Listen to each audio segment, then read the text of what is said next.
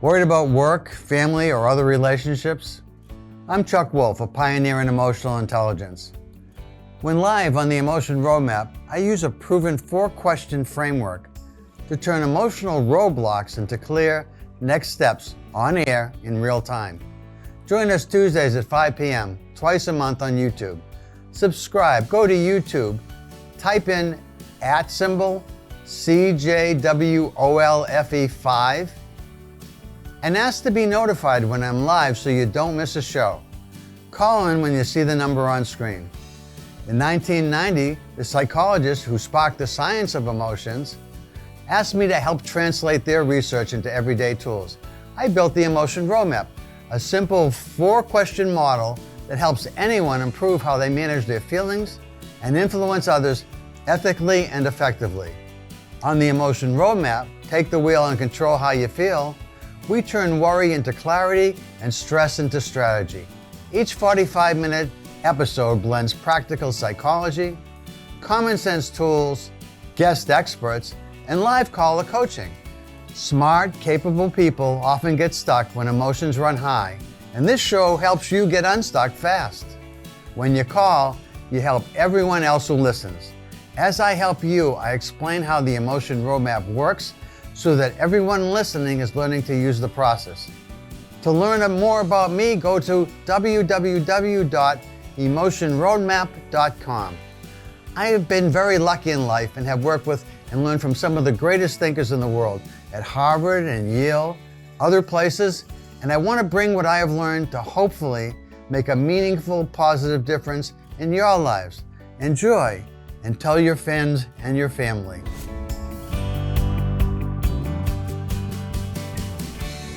Hi, this is Chuck Wolf. You're listening to the Emotion Roadmap. Take the wheel and control how you feel.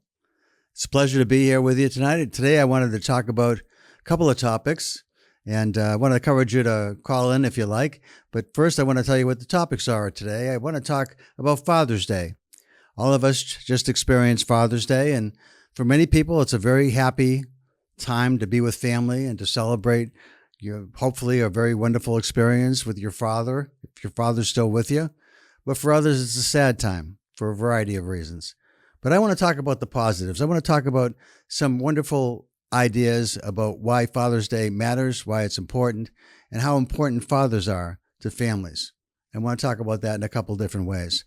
But I also encourage you to share if you've got something that you think that you'd like to say about your dad, what was special in the relationship you have with him, if he's still here, or if he's gone, and just something, a nice memory you'd like to share about him that you'd like to be able to say online or on Simsbury live stream right now, and just share with the rest of the world what you're thinking about your dad and why he was important to you.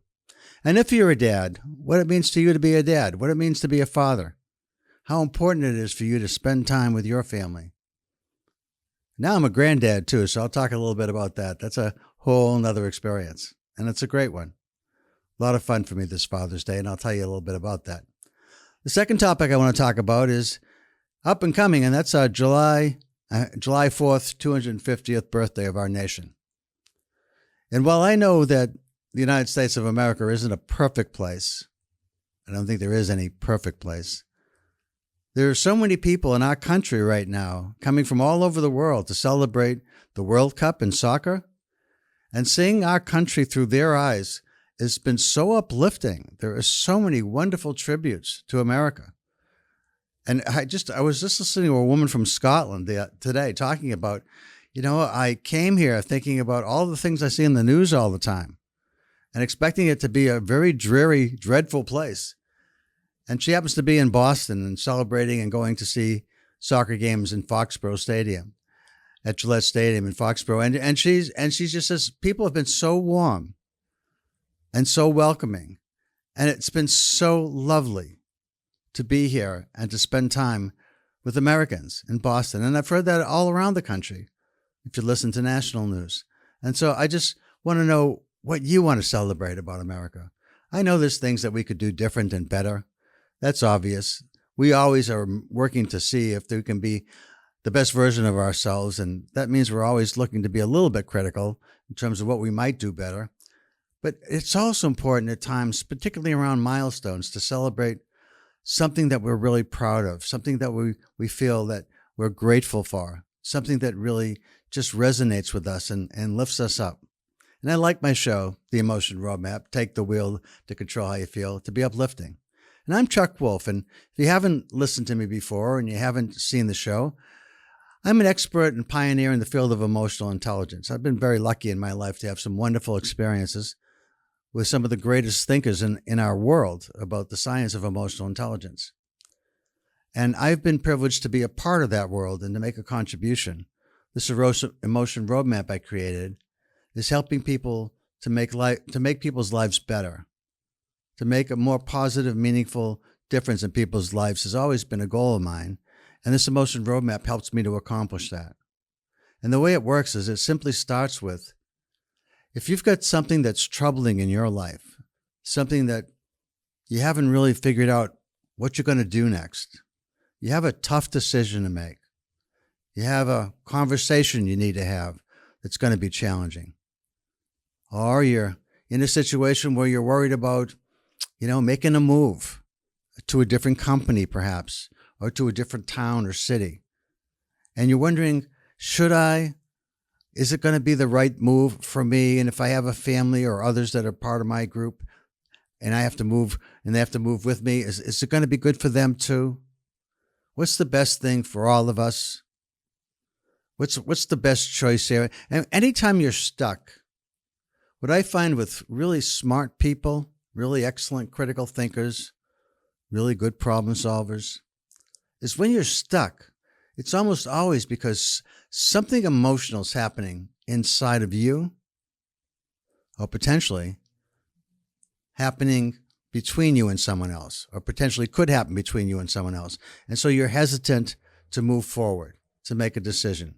You're worried if you decide to move to another town that it'll disrupt maybe the status of your family's friends, and their circumstances will change in a radical way that won't be healthy for maybe your children or your spouse. And even though it might benefit you as a particular individual in a role in a company, it may not be the right thing for your family. Or if it is the right thing, how do you convince your family to go along with you, to be supportive? How do you get that right? How do you make them feel okay about making a move? How do you do that? Well, part of what I've found in life is that if I can help people to look at a circumstance or situation or challenge they face in a new, different, enlightened way, where they focus specifically on what it is that everybody that's key to that situation is feeling, and ask themselves, is that the feeling I want for myself? Is it what I'm feeling the right feeling for me? Or do I need to feel something different? Whoa, is there a better feeling maybe at this point in time that would work better for me than what I am feeling? And what about for someone else that's key to what you're doing, that's part of who you are as a family, as a team, as a company? Will it impact them in a positive way? Will they feel the way I want them to feel? And if not, is there some way I could think about what can I do to help them to feel what might be ideal for them to feel about whatever's about to unfold, whatever decision we're about to make, whatever conversation we need to have? How do I set this all up for success? And I call this process emotion-based planning. And I know that there are people listening to me right now. We have an audience. We don't have a large audience yet, but we have an audience. And I know as you're looking and listening to me and you're thinking to yourself, well, that's kind of interesting. Do I have something like that? Is there something on my mind that I might share, that I might benefit from having Chuck walk me through these 4 questions that revolve around the emotion roadmap? And the questions are, tell me about your circumstance, first of all. It starts there. Once we understand what the circumstance or situation is, then the first question is, how are you feeling about it? And is there anyone else that's key? And how is he or she or they feeling? That's the first question or set of questions. The second question is, what would be ideal to feel? Is there a better feeling than what you might be feeling right now that would really help you accomplish what you're setting out to do? Is there a better feeling? And if there is a better, more ideal feeling to feel, for you and for others that might be key to what you're trying to get done. How do you get there? How do you get from what you might be feeling to what would be ideal to feel? That's the concept of a roadmap. How do I get from where I am to where I want to go to? How do I do that? And that's where I can help you. I've had lots of experiences over my lifetime. I've been a counselor, I've been a family therapist, worked in schools, worked with the military, worked with the government, worked in universities, worked for big companies, small companies, medium-sized companies. Really, I've kind of worked with almost everybody at one point or another. And so I have a lot to draw on, but I also have some expertise. And this is the creation that I really want to leave for everyone to learn how to use, which is this emotion roadmap, because it makes life better. It's made life better for me, for all those that I've worked with over the years, those that are family and friends that I've shared this with. It makes life better when you know how to manage your emotions more successfully than you might right now. And that's what this roadmap helps you to do. So if you've got something that you think you'd like to work on, if you've got something that you think that you would like some help with, and you're beginning to see that perhaps maybe I can be helpful, and you're willing to call in and share, the beauty of that is once you share and I'm helpful to you, everybody's learning how I do it. And when I do it with you, I hope that you pick up what I'm doing.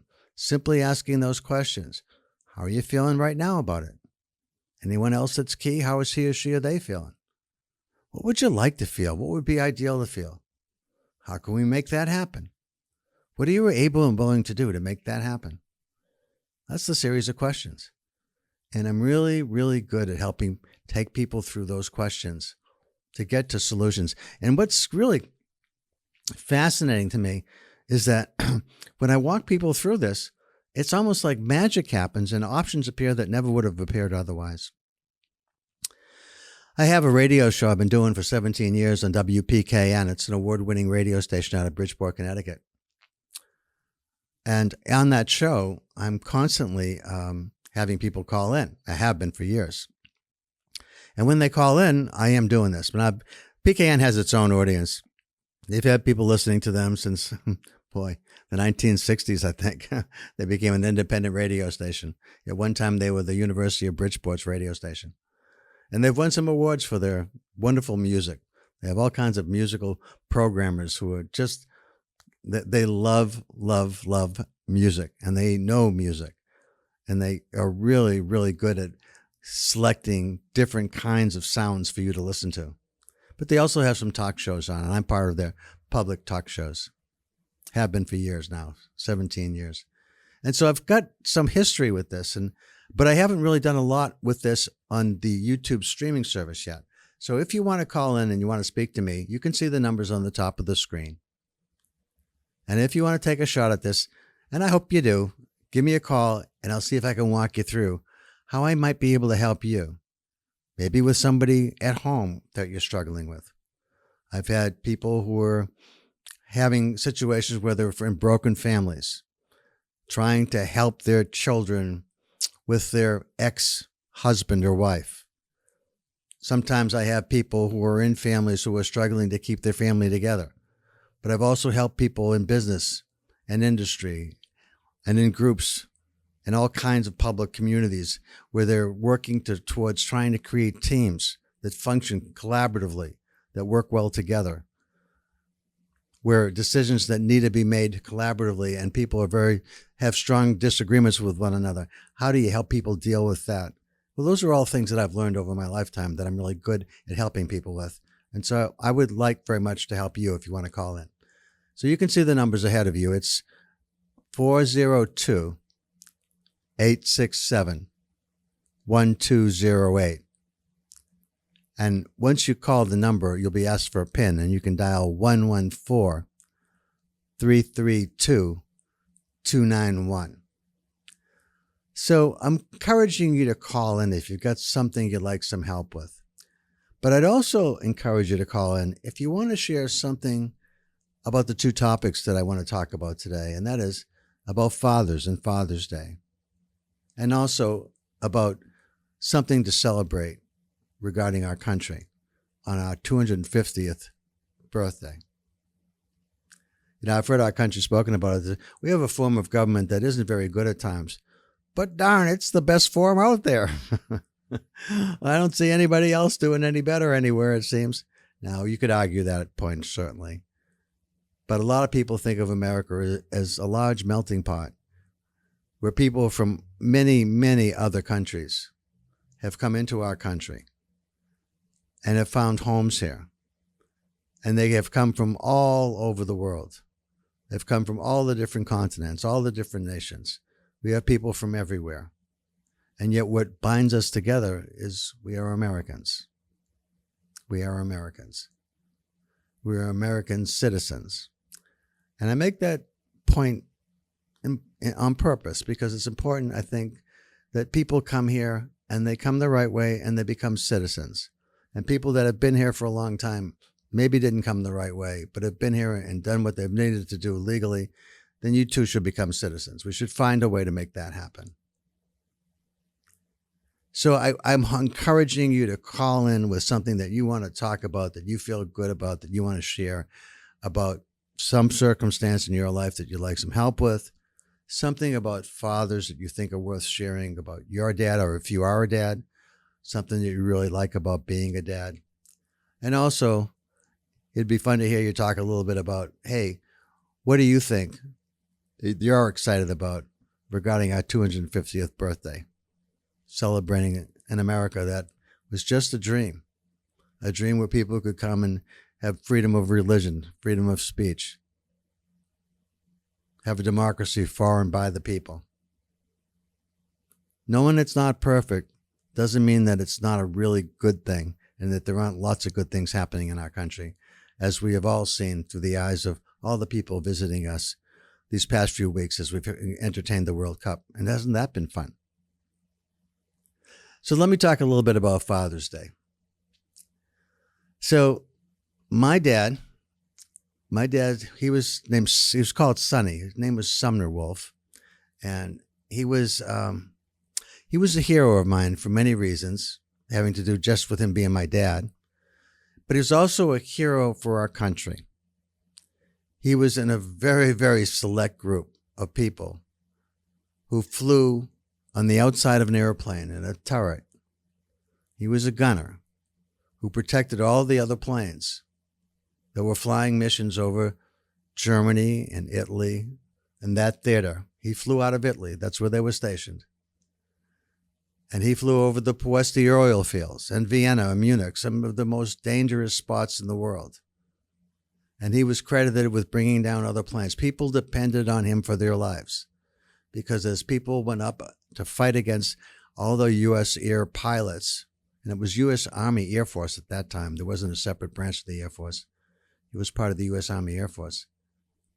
You were supposed to fly 20 missions and go home. That was what most people could stand emotionally.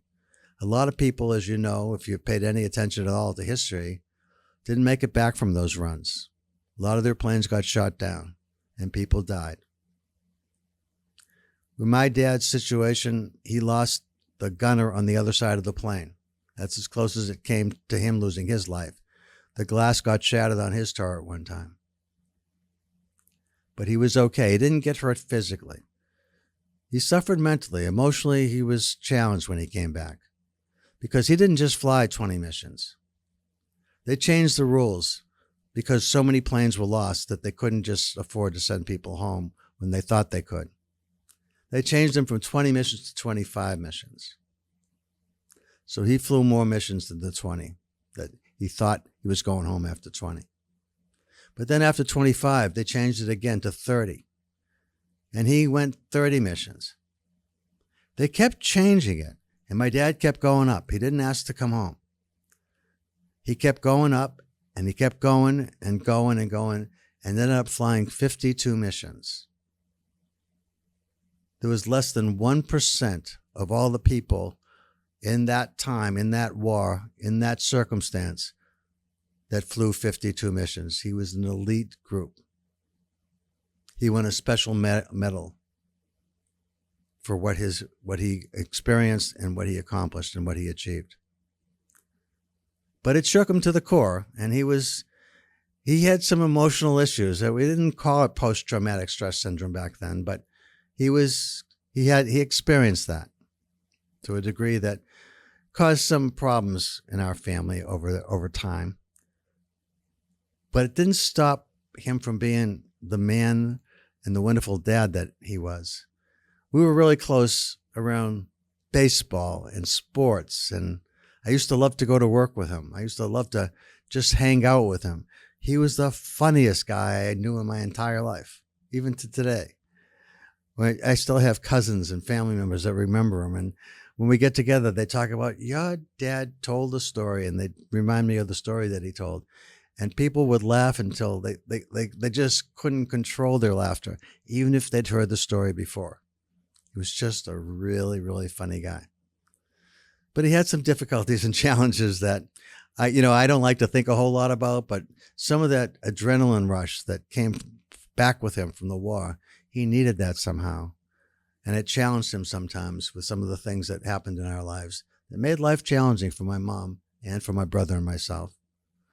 But mostly I just adored my dad. And so that's what I wanted to share about my dad. He was a war hero, but more importantly, he was a hero to me.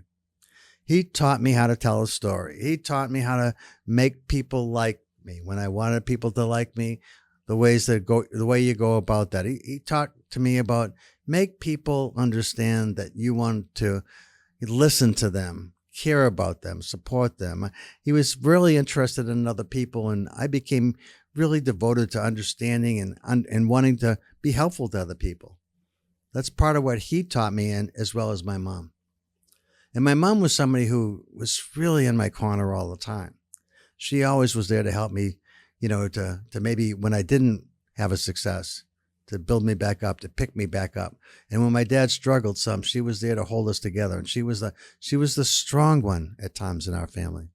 And I so appreciated both of them. And I hope you were lucky enough to have a family that you appreciated. One of the things that I've encouraged people to think about over the years, as you think about life in general and the people that raised you, and maybe it was your grandparents, maybe it was an aunt and uncle, maybe you were in foster homes. Lots of people aren't lucky enough to have a father and mother who stayed together over the years and helped to raise you. But whoever raised you, whoever gave you their time and took care of you and tried to give you what they could give you and do the best they could for you. And no, it's never enough. We never, at least as a parent myself, I feel like, boy, I wish I'd done a few things different. But I'm so thankful that my kids believe in me and believe I'm a good dad and give me a lot of credit for a lot of the things I did get right. And I know I made some mistakes, and so did my parents. And I think all of us are raised by people that make mistakes. But one of the things that I encourage you to think about, and think about this emotion roadmap, is sometimes I see people in the work that I do, whether it's as a coach in a business setting. I've coached Army generals, I've coached CEOs and presidents of companies, and I've coached supervisors and individual contributors. And I've coached people who are dealing with families who are drug addicted. I mean, I just like to be able to be helpful to people. It's something that makes me feel good about myself, is if I can help you.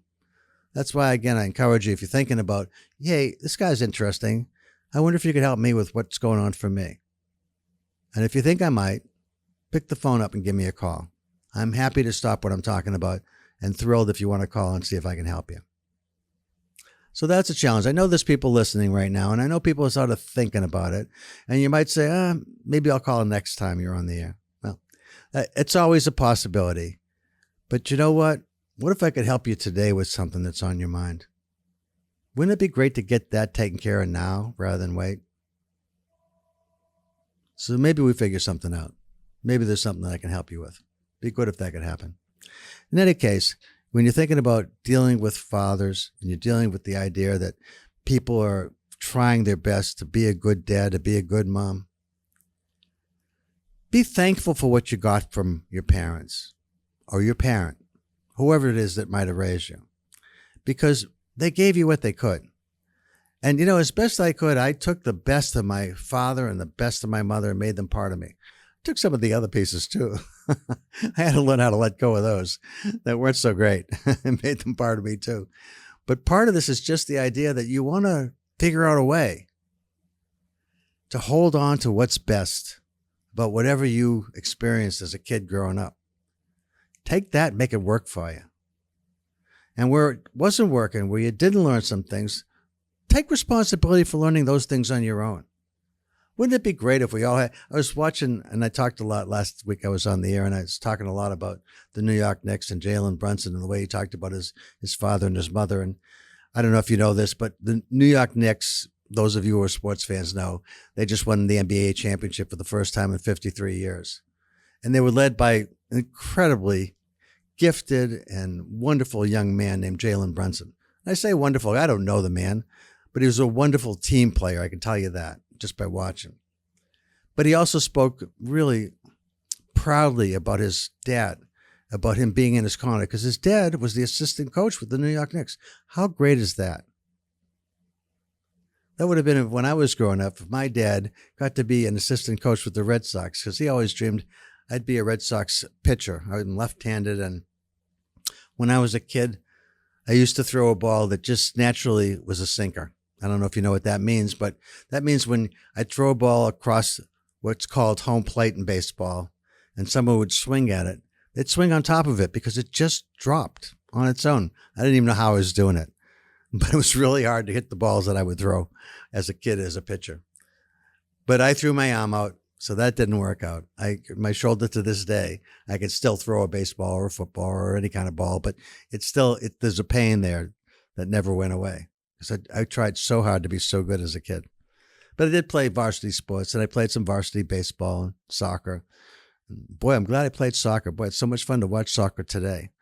You know, to see these outstanding athletes playing unbelievable soccer and playing for their country, and all these fans so supportive of watching their teams play against one another.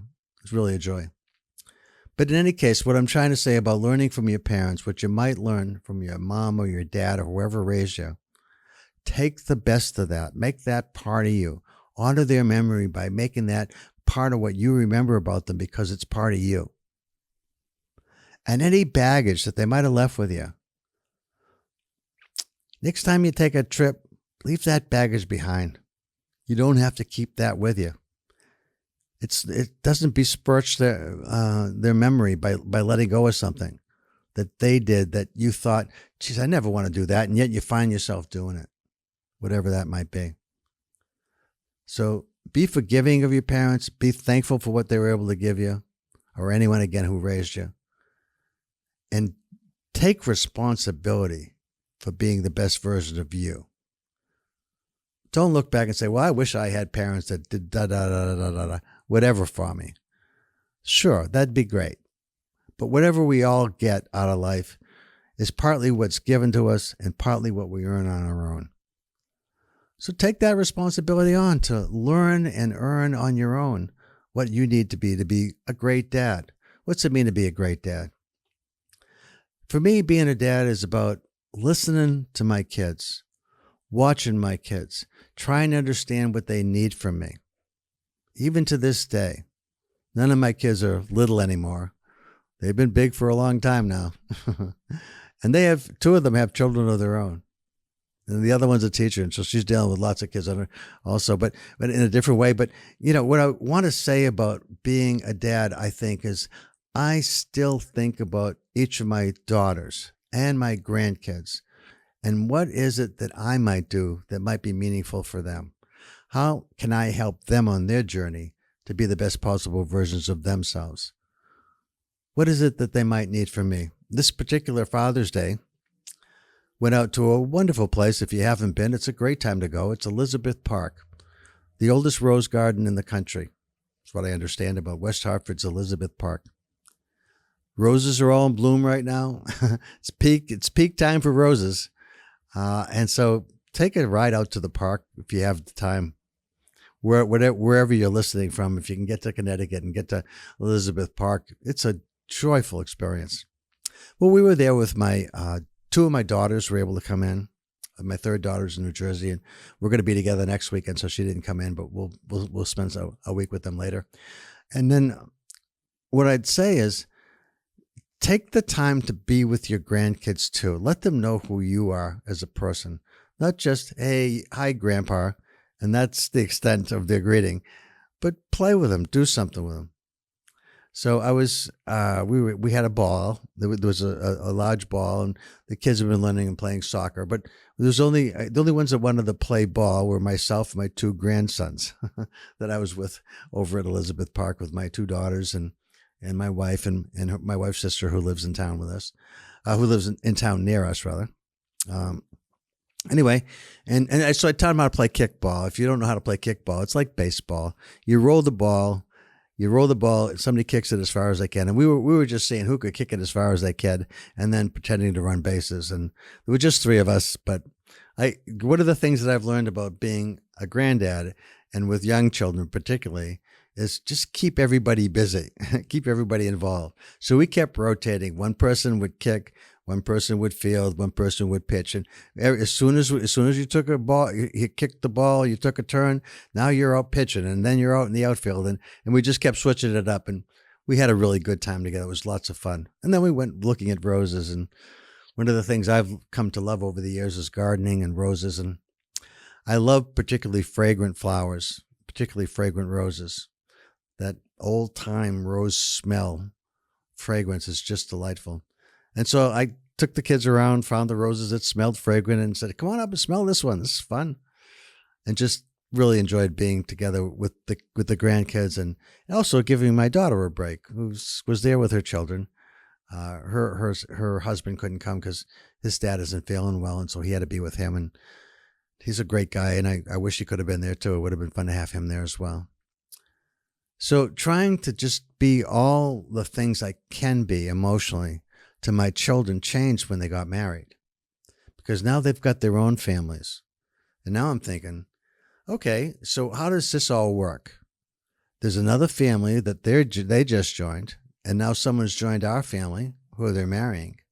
And how are we going to get along? And I thought, well, hopefully everybody's going to be really easy, and we're all going to get along, and everybody's going to try hard to be understanding of one another. And then reality hit. And it wasn't so easy. But you know what? Using this emotion roadmap, thinking about how do I want my son-in-laws to feel? How do I want my daughters to feel about my interaction with my son-in-laws? How do I want my son-in-laws to feel about my interaction with their kids? Not just thinking for a second, but really thinking and planning how I wanted this experience to go. And it wasn't always simple, and it wasn't always easy, because families, just like if you've joined a different company or a different team, you understand that things aren't always the same as what you liked about where you were and you joined some other group, whether it's a different family or a different team or a different community or whatever it might be. The norms, what goes for rules are the same. And so you got to understand, how do you fit in here? How is it different than where I've been? Now, I think there's always things like kindness and being thoughtful and charitable and respectful. I mean, those things go a long way no matter where you are. But then again, there's certain things that you just have to learn to understand about how things can be different in different places. You just don't know. Here's a funny story about norms being different.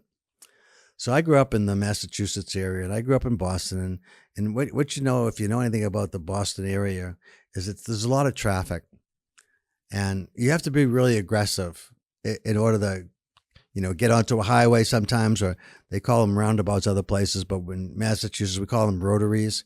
Well, rotaries is a little round island and a whole bunch of roads going off to the side, off the island. And sometimes you pull up to that rotary and you got to find a way to get in, and it's a busy time and traffic's coming and going and going. And you have to be aggressive to get into that rotary or that little roundabout. So anyway, I learned how to drive in Massachusetts is my point. And then I moved to Iowa. My wife and I moved to Iowa for a few years. And I thought, okay, I'm in Iowa. And again, I'm being kind and nice and respectful and all those things I just said that you can do. But they had four-way stop signs. I hadn't experienced that in Massachusetts. I don't know if you've ever driven in a place where they have four-way stop signs. But anyway, in those four-way stop signs, when you get to a stop sign, you pull up and you stop, and people take turns. You kind of look at who got there first. They take their turn. They go. Then you go. Whoever's going to the right, you just go around. I didn't get that. I came from Massachusetts, where you got to a stop sign. If the other person didn't just right away enter that intersection, and they were at a stop sign about the same time as you, I was always the first one out. I just did that. I just thought, you just gotta be sure to go aggressive, because that's the way I grew up. That's what I was taught that you're supposed to do when you drive. Well, that wasn't what you're supposed to do when you're in the Midwest. Not in a small town, rural town, farm town. No, people take turns. I didn't get that. So people would beep at me, and I'd go, "Why are you beeping at me? You were too slow. I just was. That's what I'm supposed to do. I'm supposed to just get out there in front." Those are one of the things I wish I knew about before I got called on it. Well, anyway, one of my good friends was in the car with me one time. He said, "Chuck, we take turns here," and he explained it to me. I said, "Oh wow, I never realized that." Now, maybe it should have been obvious, and you could say, how could you be that dumb not to catch on that? Well, I don't know if I did it very many times. It's probably just a few times, but it just stuck with me, because I never thought about taking turns. It just wasn't part of what you did when you were driving. But I've learned to slow down and take turns for lots of things these days. It's another part of being a more emotionally mature, I think, as someone grown up, and trying to be a more emotionally intelligent and trying to be the best possible version of what I can be when I'm really on my game here. So if you got something, again, that you have a dad or an experience of being a dad, caring about your kids, making sure that you're doing what you can to be helpful, trying to understand what they need from you, looking for them to find things that you might do that might be of interest, that you might do together with them. It doesn't always work the way you want. They're not always on top of their game. Sometimes it feels uncomfortable and doesn't feel great. But that doesn't mean that you don't keep trying to make it great every time you're with them. I always look at it as like, if something in a relationship isn't working the way that I'd like it to work, well, I'd like to see someone on the other side of that relationship, if it's on the other side of me, do something different, do something for me. I mean, we all sort of want that. But at the same time, I realize that, you know what, if I want them to do something different for me, I got to be maybe more thoughtful about what I'm doing for them. What can I do to make them want to do more for me? What can I do for them, just for them, and not worry about me? It's another way I think being emotionally intelligent matters.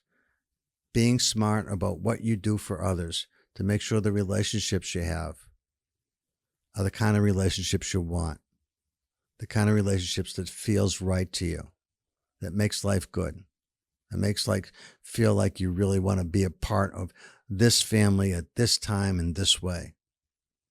I want a part of this business and this team and this company for these reasons. I've been doing some work with a group that are chefs and cooks and executive chefs and leaders in the restaurant business. It's a tough business, and supposedly the customer's always right. But you know what? It's not true in my experience that the customer's always right. And so how do you manage emotionally? What's the standard operating procedures? I had a really interesting chat with somebody this morning. I was interviewed this morning on a podcast. It was for software developers about artificial intelligence. Now, I was curious about why they picked me to want to interview and talk to. And they said, well, we'd like to know, because you're an expert on emotional intelligence, how does emotional intelligence support artificial intelligence? And that was a really interesting conversation that I had that maybe I'll talk more about another time, because it was really fascinating to talk about it. But the point I wanted to make is about anything to do with things that are new that we have to learn, that maybe are uncomfortable, and we're not really, we didn't grow up, people my age didn't grow up with technology. And so if you stop working maybe 10, 15, 20 years ago, you retired, and you haven't kept up with technology, you might feel kind of lost out there. But because I still work, I'm still engaged, and I'm still learning, and I've kept what people call a growth mindset, I'm open to new learning. That doesn't mean that it doesn't intimidate me sometimes about what I'm trying to learn. But I do try to learn things, and I encourage you to do the same. Again, that's emotional maturity. Don't be afraid of what you don't know. Find things that work for you, to keep you engaged, that keep you enjoying life, that keep you involved with your family, with your kids if you have them, with your grandkids if you're lucky enough to have those too. So let me move on and let me talk a little bit about this idea about what it feels like to be an American in today's world. So thankfully, we live in a country where people can express their opinions, and those opinions often sometimes are hard to listen to if they're not your opinions, and somebody's shouting about them, and they're nearby where you are. But that's the beauty and part of our world. But also, I do want to say that I just love the idea of how we were founded. But when you look back over time and you realize there were so many things that you look at and you think, I used to think, founding fathers, what brilliant men, mostly, I guess. I mean, I'm sure there were women that made contributions, but we mostly know about the men that were making things happen back at the time that our country was founded. But as smart as they were, they didn't give women the right to vote without a real battle for many, many years. I just saw a commercial about this where when it was that a woman first got her own credit card. Now I think back and I think, how can people make those kind of choices? And then I think about the horror of slavery and the idea that not everybody is the same human beings. We're not always the same. Everybody's not the same. When all men are created equal, well, not really. Not really all men. How could anybody believe that all men aren't equal? All men. How could we think some of the things that happened over the years? But I also understand this idea of trying to judge things from this point of view, looking back over time and saying, how could we do the things that we do? And I suspect that there'll always be reasons to look back and say, wow, that was horrible what was happening back then. And yet, and this is the other side of that, and yet that was what was normal. That was what people thought was true. That was what people experienced. Right? We used to think that everything revolved around the earth, right? We believed that at one time. Everything revolves around us as an individual. We might still believe that at times. We're all part of this oneness. I tend to think of us as all part of this amazing experience of being in the universe, where I think we're very lucky to be born in America. I look around at a lot of the other countries and I think, sure, there are some other nice countries that you could be born into, but a lot of the world is still much more unsafe than it is here in our country.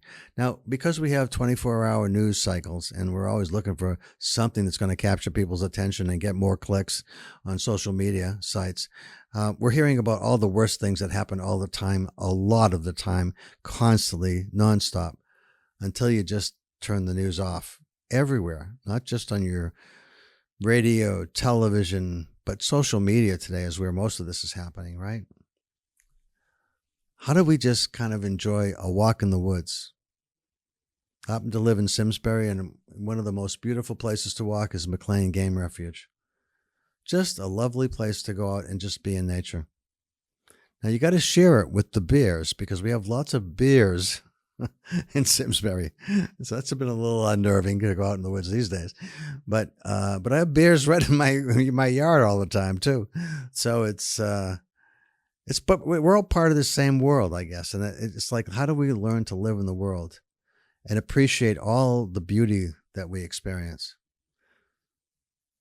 How do we enjoy just being around trees? There's so much we're learning about trees these days. What are the things that's happening with artificial intelligence and quantum computing? So we're learning so much more about the world.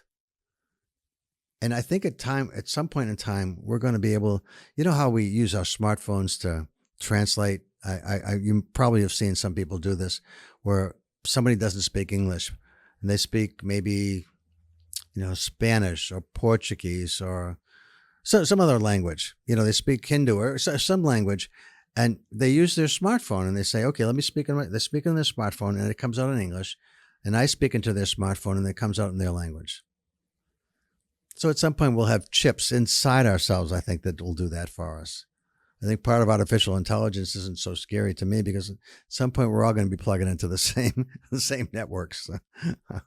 It's the control issues that we have to be concerned about, I think. But anyway, the goal of being thankful for what you have and being grateful is such a wonderful way to think about life. And as we approach the 250th birthday of America, I know we could be better. I know there's lots of people that walk around very upset about many things that are happening in our country. And then yet I encourage you to put a smile on your face. Smile and the whole world smiles back at you. Enjoy the fact that we live in one of the best countries in the world. Not necessarily the best at everything that we do, certainly not the best at everything we do, but it is a good country. And just keep working every day for you to make it better. And we do make it better, each of us individually, by just showing kindness. I'd like to leave you with this idea of Willie Nelson. It's a wonderful message in one of Willie's songs. He didn't create the message, but he did put it in one of his songs. It says, live every day as if it was your last, because one day you're going to be right. Treat everyone the way you want to be treated and see how it changes your life. So let me leave you with that. Treat everyone the way you want to be treated and see how it changes your life. Smile more, enjoy what you have. Be grateful for the things that you have. Be grateful for the relationships you have, for the people in your life. Be grateful for dads. Be grateful for moms. Be grateful for children, for grandchildren, for friends and relatives. And be thankful that we got people trying to make the world a better place. We may not always agree with the way they go about it, but I think there's a lot of people trying to make the world a better place and to try to keep us safe.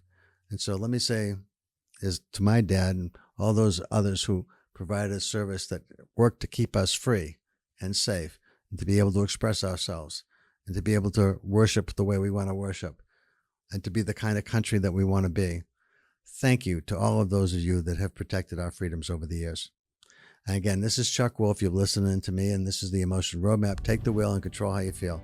Thank you for listening, everybody. Hope you found something enjoyable in the show. Bye-bye now.